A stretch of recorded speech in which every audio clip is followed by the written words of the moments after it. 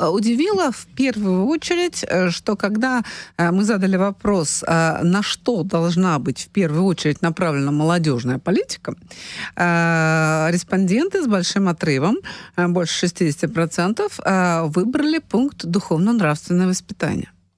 Но подчеркну, что этот опрос, он проводился не только среди молодежи. Это опрос по квотной выборке, где в пропорциональном порядке представлены все слои населения.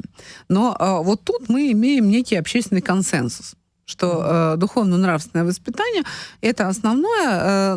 Не могу с этим не согласиться, но меня удивило, что люди сами это признают. Что это не есть какое-то навязывание сверху, а это есть запрос со стороны общества. Вот это, наверное, самое удивительное и самое важное. Мы руководствуемся данными переписи населения, которая была достаточно давно, но это единственный статистический материал, теми статистическими данными, которые представлены в официальных источниках Республики Абхазия.